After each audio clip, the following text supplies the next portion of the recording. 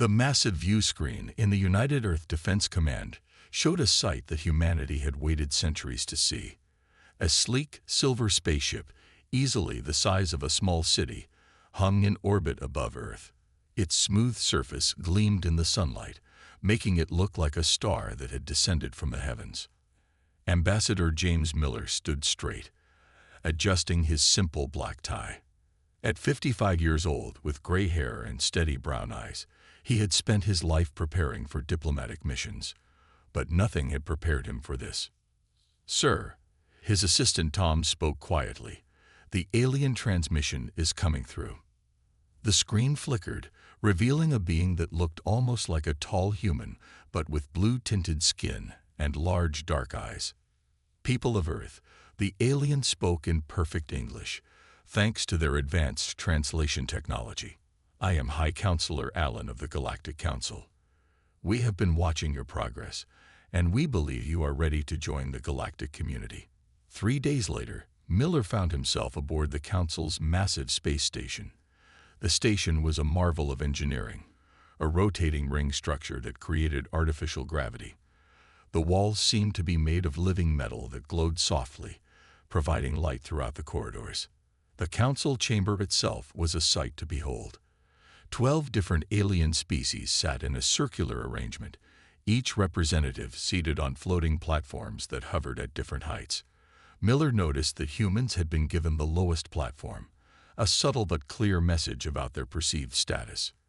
Ambassador Miller, High Counselor Allen spoke, his voice echoing in the chamber. "We welcome Earth to this historic meeting. However, we must address certain concerns before proceeding with your membership application." Miller nodded politely. "Of course, High Counselor. We're here to learn and share." A different council member, who looked like a tall, thin humanoid with crystalline skin, spoke next. "Our primary concern is your military technology, specifically your continued use of projectile weapons." Murmurs of agreement spread through the chamber. Miller noticed several council members trying to hide their amusement. "We find it concerning," the crystalline being continued, "that your species still relies on the primitive method of pushing metal pieces with explosive powder. The galaxy has long since moved beyond such basic approaches." Miller watched as a hologram appeared in the center of the chamber, showing images of human military equipment. Rifles, tanks, and naval vessels appeared and rotated slowly. "As you can see," High Counselor Allen said, gesturing to the images, "your weapons technology is thousands of years behind the galactic standard. All advanced species use energy-based weapons, plasma rifles, laser cannons, particle beams. These are the tools of modern warfare." To demonstrate their point, another council member activated what looked like a small silver rod. A beam of pure energy shot out, creating a perfect hole in a demonstration target. "This is a basic civilian defense weapon," the alien explained. "Even our children's toys are more advanced than your military equipment." Miller listened patiently, keeping his diplomatic smile in place. He had noticed something interesting. Every council member wore personal energy shields, visible as slight shimmer around their bodies. These shields, he realized, were probably designed to stop energy weapons. But would they stop a simple bullet? "We understand your concerns," Miller replied carefully. "However, our weapons have served us well throughout our history. We'd be happy to learn about your advanced technology, but we believe in maintaining what works."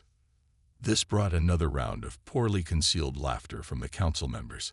High Counselor Allen raised his hand for silence. "Ambassador Miller, we appreciate your attachment to tradition. However, if you wish to join the galactic community, you must advance beyond these outdated methods. We cannot have a member species using technology that might as well be sticks and stones by our standards." Miller wrote something in his notepad, maintaining his professional demeanor. The council didn't understand. They had grown so focused on advancing their energy weapons and shields that they'd forgotten one of humanity's most important lessons. Sometimes the old ways worked best. As the meeting concluded, Miller sent a brief message back to Earth. "They underestimate us. This could be an advantage. Little did the Galactic Council know, their laughter would soon turn to astonishment. Humanity was about to teach them a lesson about the dangers of dismissing primitive technology. Technical Officer Robert Smith watched with growing amusement as the alien delegation approached the Earth military testing facility in Nevada.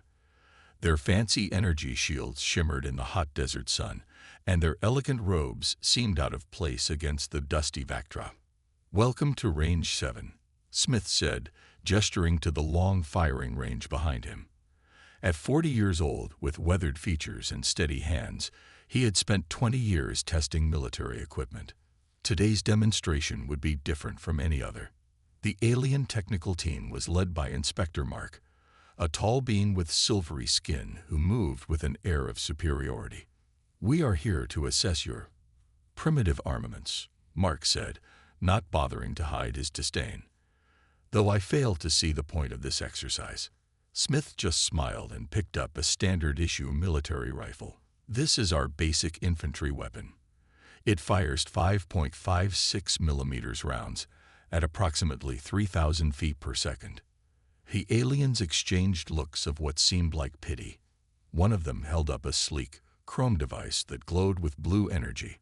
"This is our basic civilian defense weapon," the alien said. "It fires a concentrated plasma burst that can melt through starship hull plating." "Impressive," Smith nodded. "Would you like to see our weapon in action first?" Inspector Mark waved his hand dismissively. "If you insist on this primitive display." Smith took aim at the target downrange. The rifle cracked 3 times in rapid succession. The aliens didn't flinch. Their advanced sound dampeners had activated automatically, but their eyes widened when they saw the target. 3 holes grouped tightly in the center. "Somewhat accurate," Inspector Mark admitted reluctantly, "but completely obsolete compared to our weapons." He raised his plasma rifle and fired at another target. The energy beam cut through it cleanly, leaving a glowing hole. "Now," Smith said, "let's try something more interesting." He walked over to a covered object and pulled away the tarp, revealing a .50 caliber machine gun. "This is for dealing with light vehicles and aircraft." The aliens looked almost embarrassed for him.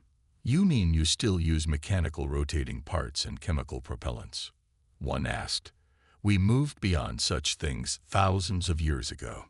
Smith loaded the weapon and took aim at an old tank hull they used for testing. The gun roared to life, its deep, thundering sound echoing across the desert. The aliens watched in surprise as the heavy rounds tore through the armor plate like it was paper. "Crude," Inspector Mark said, but Smith noticed a slight tremor in his voice. "But effective only against primitive materials. Observe." He activated his personal shield, a standard feature of all Council species equipment. "Our basic personal shields can stop any energy weapon lower than military grade." Smith nodded thoughtfully. "Would you like to demonstrate that shield against one of our rounds?" "That would be pointless," Mark replied quickly. "Too quickly. We should move on to assess your space warfare capabilities." Later that day, in a secure briefing room, Smith met with military command via video conference. "They're scared," he reported. "They didn't want to test their shields against our kinetic weapons. I think they know their energy shields might be useless against physical projectiles." General Wilson's face on the screen looked thoughtful. "Their entire military doctrine is built around energy weapons and the shields to stop them." "When was the last time they faced an enemy using kinetic weapons?" "Probably never," Smith replied. "They consider them too primitive to be a threat. Their ships, their personal armor, everything is designed to stop energy weapons. They've forgotten the basic physics. A physical projectile doesn't care about energy shields." "Keep them overconfident," the general ordered. "Let them think we're harmless primitives. Meanwhile, we'll continue retrofitting our ships with railguns and coil guns. If they ever turn hostile." Smith nodded. "They won't know what hit them." "Sir." As he left the briefing room, Smith couldn't help but smile. The aliens' arrogance might just be humanity's greatest advantage. Sometimes, the old ways were the best ways. and humanity was about to prove it to the galaxy. Admiral Mary Thompson stood at the viewing window of Earth's orbital shipyard, watching her fleet grow. The massive skeletal frames of warships stretched for miles, workers in spacesuits moving like bright dots around them. But these ships had a secret, one that made her smile every time she thought about it. "Status report," she commanded, turning to face Captain John, her chief of operations. "Third Fleet's modifications are complete," he reported, pulling up a holographic display. "We've installed the naval guns on all major vessels. Range tests in the asteroid belt have exceeded expectations." A warning light flashed on the command console. Another distress signal, the fourth this week. Thompson's face hardened as she read the message. Pirates had hit another human colony, this time on Mars. "Play the Council's response," she ordered. The hologram shifted, showing High Counselor Allen's face. His blue-tinted features wore an expression of practiced sympathy. "While we regret the attacks on your colonies, this is a valuable learning experience for your species. You must understand that the galaxy is a dangerous place. Perhaps now you will see the need to adopt proper energy-based weapons." Thompson shut off the message with a sharp gesture. "They're letting this happen on purpose," she said. "They think they're teaching us a lesson." The room's main screen lit up with damage reports from Mars. The pirate ships, using standard Council energy weapons, had easily disabled the colony's civilian ships. But strangely, they hadn't touched the new military vessel that had been stranded there for repairs. "They took the bait," Captain John noted. "They didn't even scan our disabled ship. The pirates think anything human-made is harmless." Thompson walked to the tactical display, studying the red dots that marked recent pirate attacks. "The raiders are getting bolder. Their attack pattern suggests they'll hit Europa next." "Europa is ready," John confirmed. "The defense fleet is in position, hidden in the ice field. All ships are equipped with the new weapons. Should we inform the Council?" Thompson shook her head. "Let them think we're helpless. Their arrogance will be their undoing." In the shipyard below, workers were completing the latest addition to Earth's fleet. From the outside, it looked like a standard human cargo vessel, but behind its plain hull plates lay rows of modified naval guns, scaled up for space warfare. No energy shields, no plasma cannons, just good old-fashioned kinetic weapons. "Message from Earth Command," John reported. "The Council's technical assessment team is requesting another inspection of our shipyards." "Show them exactly what they expect to see," Thompson ordered. "The dummy energy weapon prototypes, the failed shield experiments, everything that makes us look properly primitive." She turned back to the window, watching as a newly completed ship moved out of its berth. Its hull bore the name Trojan Horse, a joke that only humans would understand. "Admiral," John said quietly, "the pirates just hit another transport near Saturn." The Council's response was, "Interesting." The message played. "We understand your frustration with these attacks, but rushing to develop advanced weapons is not the answer. Accept our guidance, and in time, you will be ready to defend yourselves properly." Thompson's smile had an edge to it now. "They think we're defenseless.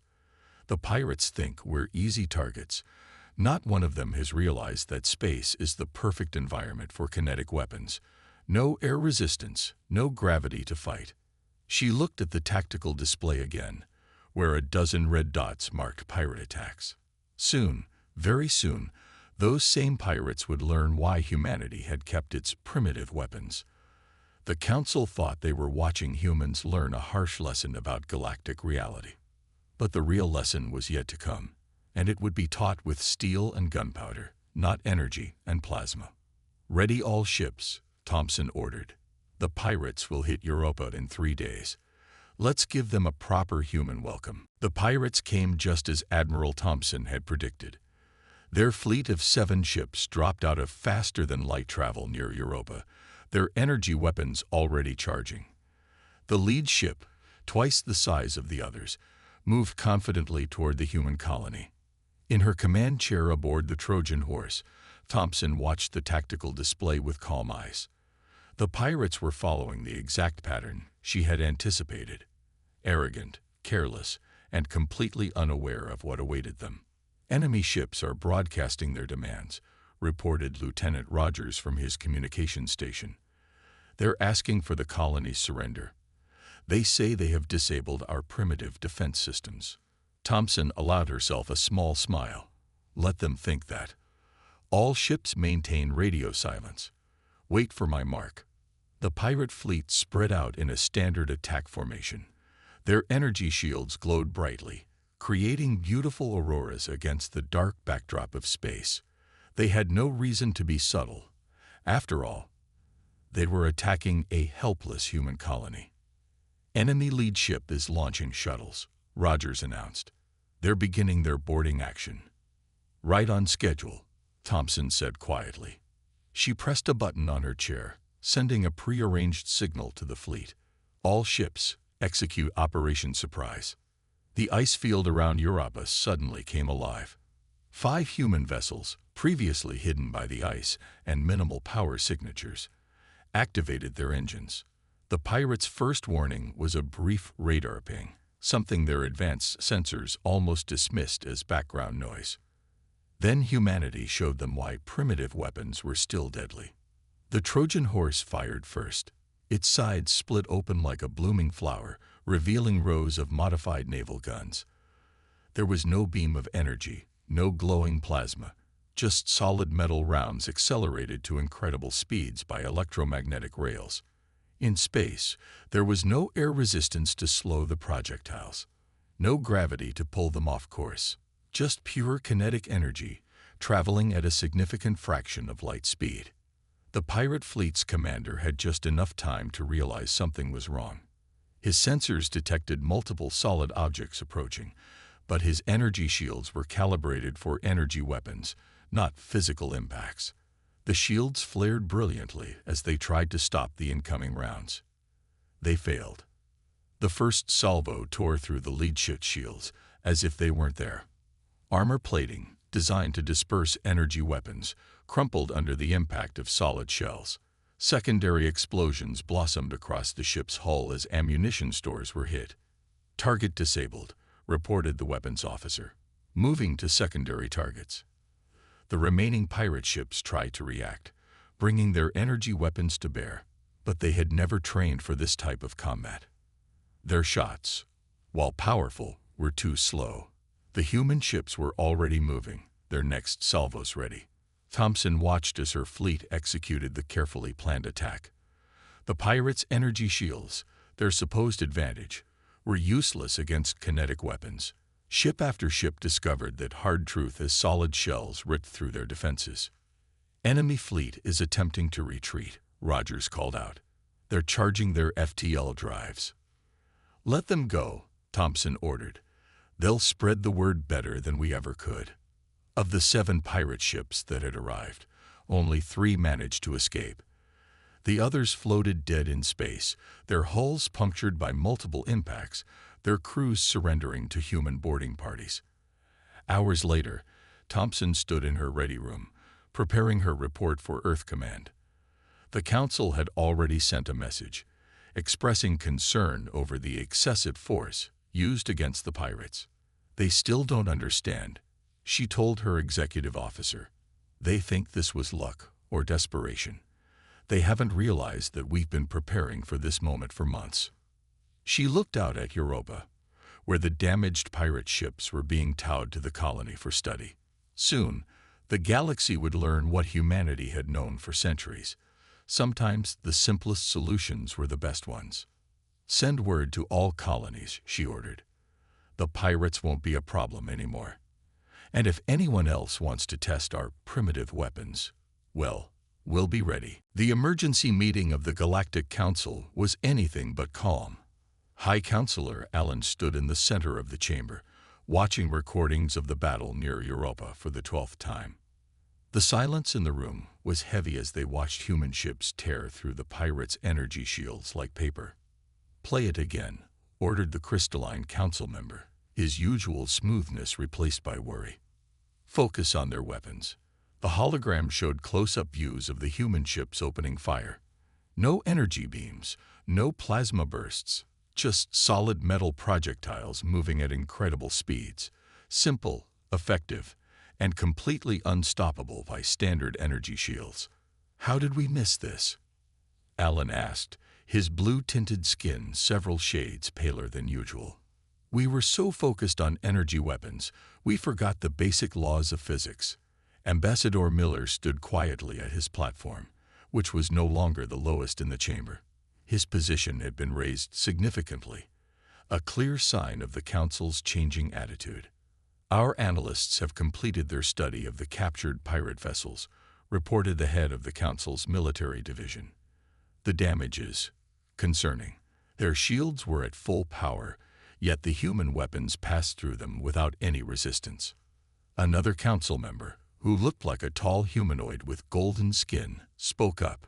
We designed our defenses to stop energy weapons. We never thought. We never considered that physical projectiles don't care about energy shields. Miller finished for him. That in space, with no air resistance and no gravity, a simple round of ammunition becomes nearly unstoppable. The council chamber erupted in urgent discussions. Screens showed more data, close-up images of the damage to pirate ships, calculations of the kinetic energy involved, and most worryingly, reports of other species beginning to experiment with similar weapons. Ambassador Miller, Alan said, his voice carrying across the chamber, we owe humanity an apology. We dismissed your weapons as primitive without understanding their true potential. Miller nodded graciously. The pirates made the same mistake. They won't make it again. But this changes everything, exclaimed another council member. Our entire defense doctrine is based on energy shields. If physical projectiles can bypass them so easily, then we need to adapt, Alan finished, which brings us to why we called this emergency session. He turned to face Miller directly. We request humanity's assistance in developing new defense systems. We need your expertise in kinetic warfare. Miller managed to hide his smile. The same council that had laughed at human weapons now wanted to learn from them. We would be happy to help, he said. Though I should warn you, stopping physical projectiles in space is much harder than stopping energy beams. The tactical displays around the chamber began showing new data. The speed of human projectiles, their impact force, the physics that made them so deadly in space. The council members watched with growing understanding and respect. There's more, the military division head added. Our long-range sensors have detected a large fleet approaching from the outer rim. The Drachnid Federation appears to be testing our defenses. They must have heard about the pirate incident. Alan said grimly. They think our energy shields make us vulnerable. Miller stepped forward. Earth's fleet stands ready to assist the council. Admiral Thompson has already begun preparing defensive positions. The council members looked at each other, then at Miller. The same weapons they had mocked months ago now seemed like their best hope for defense. We formally request Earth's military support, Alan announced, and we propose fast-tracking humanity's full membership in the council. As Miller sent the confirmation back to Earth, he thought about how quickly things had changed. The council had learned an expensive lesson about underestimating primitive technology. Now they would learn another lesson about the benefits of keeping an open mind. The galaxy was about to discover why humanity had never abandoned its outdated weapons. Sometimes, the old ways were the best ways. The combined fleet of human and council ships hung in space near Jupiter's orbit, waiting. Admiral Thompson stood on the bridge of her flagship, now renamed Humanity's Pride, watching the tactical display. Red dots marked the approaching Drachnid Federation fleet, over 200 ships strong. They still think we're weak, Captain John reported, studying the enemy formation. Their ships are in a standard energy combat pattern. They haven't adjusted their shields or tactics. Thompson nodded. The council ships in their fleet had been modified over the past week, adding human-designed kinetic weapons alongside their energy weapons. The Drachnids didn't know about these changes. They expected to face only energy shields and plasma weapons. Enemy fleet will be in range in 10 minutes. announced Lieutenant Rogers. "They're broadcasting their demands. They want the Council to surrender all outer colonies." The Council's representative on the bridge, a tall being named Wilson, looked worried. "Their fleet is larger than we expected. Are you certain our modifications will work?" Thompson's answer was interrupted by a new alert. The enemy fleet had launched their first wave of attacks, long-range energy beams designed to test their defenses. "All ships, execute Defense Pattern Alpha," Thompson commanded. The human ships moved forward, their thick armor absorbing the energy beams, while the modified Council ships took position behind them. "Enemy commander is hailing us," Rogers reported. "They're laughing at our primitive metal ships with no energy shields." Thompson smiled. "Let them laugh. All ships, prepare main batteries. Let's show them why humans still use solid ammunition." The Drachnid fleet moved closer, their energy weapons charging for a full barrage. They had fought the Council before and knew how to overcome energy shields, but they had never faced anything like this. "All ships, fire at will," Thompson ordered. The space between the fleets lit up, not with energy beams, but with the flash of thousands of railgun rounds being launched simultaneously. The human ships fired their heavy guns, while the modified Council vessels unleashed their new kinetic weapons. The Drachnid commander had just enough time to realize his mistake. His fleet's energy shields, designed to stop plasma and laser fire, did nothing against the storm of physical projectiles heading their way. First wave impact in 3, 2, 1. Captain John counted down. The lead ships of the Drachnid fleet disappeared in a series of explosions. Their shields flared uselessly as solid rounds tore through their hulls. Ships that had survived dozens of energy battles were ripped apart by simple metal projectiles. "Enemy fleet is trying to regroup," Rogers called out. "They're adjusting their formation." But it was too late. The combined fleet had already launched its second volley. More Drachnid ships exploded or went dark, their power cores breached by precise kinetic strikes. "They're attempting to retreat," Wilson observed, his voice filled with awe. "I've never seen the Drachnids retreat before." Thompson watched as the enemy fleet tried to turn around. But in their panic, they bunched together, making themselves perfect targets for the third volley. "All ships, coordinate fire on their center mass," she ordered. "Don't let them regroup for an FTL jump." The space around Jupiter lit up one final time as both human and Council ships fired together. The concentrated barrage caught the Drachnid fleet in its most vulnerable moment. Ships exploded in chains as ammunition stores were hit and power cores overloaded. When the light faded, less than 50 enemy ships managed to escape into FTL. The rest floated dead in space, their mighty energy shields proven useless against humanity's primitive weapons. "Send word to Earth and the Council," Thompson ordered. "The Drachnid threat has been neutralized." Wilson stared at the tactical display, still showing the scale of their victory. "The galaxy will never be the same after this," he said quietly. "You've changed the face of space warfare forever." Thompson looked out at the modified Council ships, their new kinetic weapons still glowing hot from the battle. "No," she corrected him. "We just reminded everyone of something they should never have forgotten. Sometimes the simplest solution is the best one." 1 year after the great battle near Jupiter, Ambassador James Miller walked into a very different Council chamber. Gone were the floating platforms of different heights. Now all representatives sat at the same level. The walls, once decorated with images of energy weapons and advanced technology, now included displays of human military history. High Counselor Allen stood at the center of the chamber, his blue-tinted skin glowing under the soft lights. "Today marks a historic moment," he announced. "For the first time in 10,000 years, the Galactic Council admits its mistake and learns from it." The chamber's main hologram activated, showing images from the past year. Human engineers teaching Council species about kinetic weapons, Council ships being refitted with traditional guns, and joint military exercises between the two forces. "Ambassador Miller," Allen continued, Your species has done more than earn their place among us. You have revolutionized our understanding of warfare and defense. The pirates are gone. The Drachnid Federation has signed a peace treaty. And it all began because we were too proud to see the value in what we called primitive technology. Miller stood up, looking around at the faces of the council members, faces that no longer showed any trace of mockery or superiority. We thank the council for their honesty and their willingness to learn, he said. Humanity is honored to join your ranks as full members. Admiral Thompson, standing beside Miller, added her own words. The greatest victory isn't that our weapons proved effective, she said. It's that we've all learned to look past our assumptions and respect different approaches.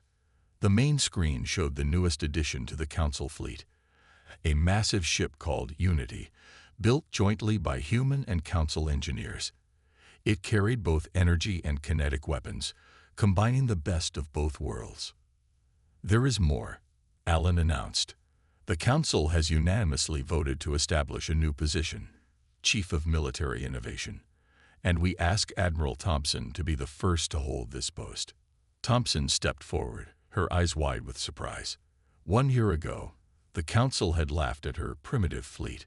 Now they wanted her to lead their military development. I accept, she said simply, on one condition, that we never again dismiss an idea just because it seems old or simple. The council chamber erupted in agreement. Representative Wilson, who had witnessed the battle against the Drachnids firsthand, stood up. We've already begun implementing what we call the human principle in all our research and development. Sometimes the old ways are the best ways. Miller watched as the ceremony continued. Technical Officer Smith, who had first demonstrated human weapons to the dismissive alien observers, was now leading the Joint Weapons Development Program. Captain John had been put in charge of training council ships in kinetic warfare tactics. Let this be a lesson to us all, Allen concluded. Progress isn't always about moving forward. Sometimes it's about remembering what we've left behind. As the ceremony ended, Miller found himself looking at a new addition to the chamber's wall. A simple human rifle mounted next to the most advanced energy weapon in the galaxy. Below it was a plaque that read, "Never judge the effectiveness of a tool by its complexity." Quite a change from your first visit, Allen said, walking up to Miller, when we put you on the lowest platform and mocked your weapons. Miller smiled. The best teachers are often those who are willing to admit they were wrong, he replied. And the best students are those who never stop learning. Outside the council station's windows, a fleet of ships passed by, some with energy weapons, some with kinetic weapons, most with both. They moved in perfect formation, a symbol of how far they had all come. The galaxy had learned its lesson. Humanity had earned its place. And somewhere out in space, a new ship was being built, its hull proudly bearing the words, "Progress through wisdom, not pride." The council had laughed at human guns until they fired. Now they would never laugh at a new idea again.